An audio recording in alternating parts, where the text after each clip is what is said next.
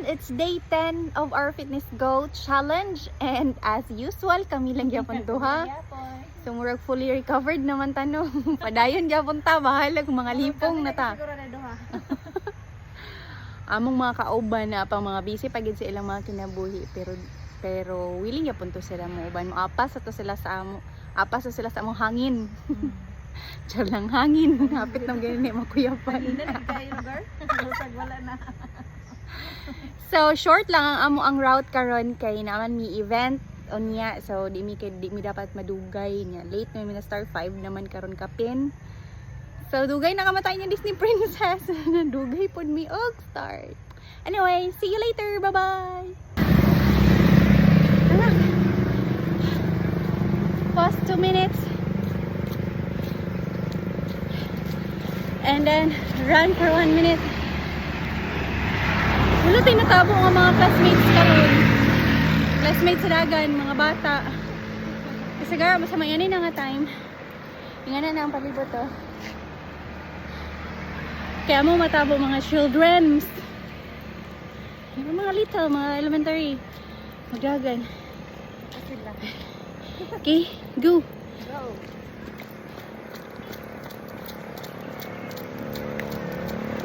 Tuyo, malita.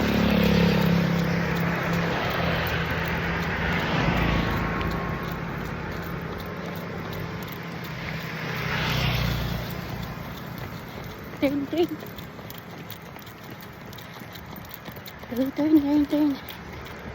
Bye, friend.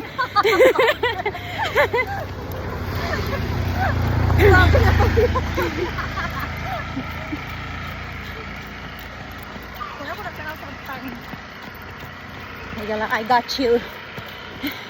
Uy, nice kayo. Nasa ako sa picturean. So, almost there. Among target is 2 kilometers lang sa kari. Naman ni lakaw. Lakaw sa kusina. And doon na sa Ecogas. Kapit kami mag-reach. Mas ganyan na di kong kaon. Kuyap na nakakabay. And we're done. That's all for today muna. So, target lock 2 kilometers. Not bad. Consistent ba ya? Imagine, day 10 na. Day 10 and road to forever. Road to forever basta nalay time. Yeah. Ang amo lang rest day ani Sunday. Kaya ron di tapiangan Lord. So that's it for today's video. See you tomorrow. Bye-bye. We're home.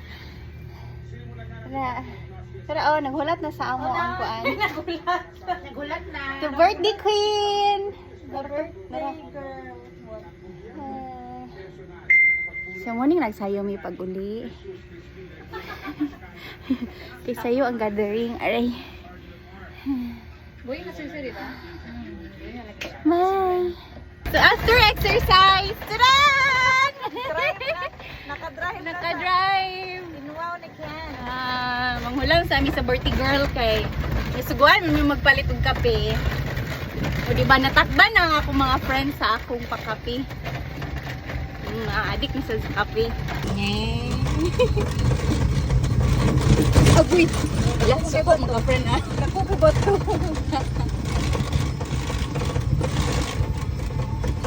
Di ba makata magtulodan ni pila pa battery ang.